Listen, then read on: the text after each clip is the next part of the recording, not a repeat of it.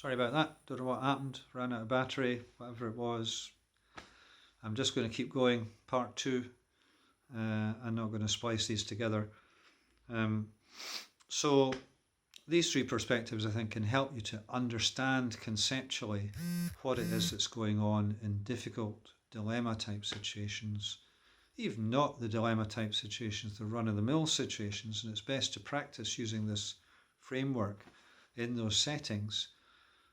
They can help you to understand, and if you understand, you can explain to other people, and also you can use that understanding to manage the situation better. And then the vignettes that I've asked you to read in the past, that are in the book and that we have used before in terms of getting a good discussion going. Again, these are things you can use in your triads or your support groups that you have out there, where there's 3 or 4 people that you get in touch with Zoom or whatever it is. And the 3 examples I would use if I was meeting with you are the 3 vignettes about equality of provision, learning for sustainability and inclusion.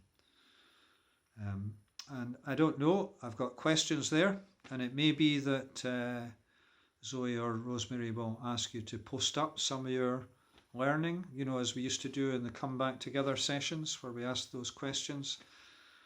What challenges was the leader facing? Were they political? Were they ethical? Were they more about how they reacted, the psychological challenges? And what were the principles involved? What were the emotions and the concepts involved? And who was using power? And how then, did that shape up? How did it work out?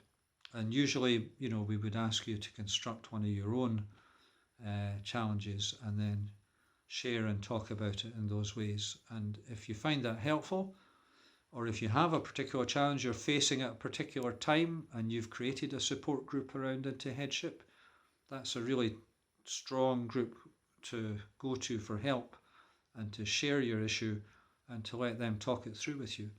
And that's something you can do with a real issue in confidence with your peers in a way that you can't do maybe with the official at the Education Authority or your deputy head or whoever you might talk to in the school, because apart from anything else they might be part of it.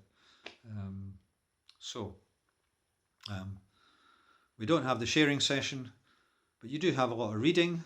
I recommend all of these readings. They've all been good readings for me.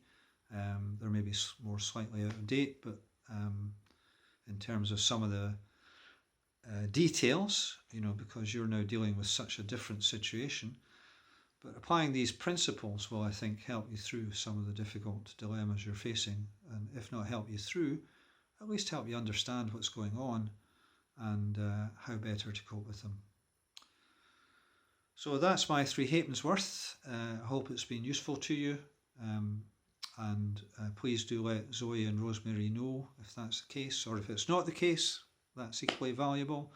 I'm getting very long in the tooth nowadays. I don't do this very often.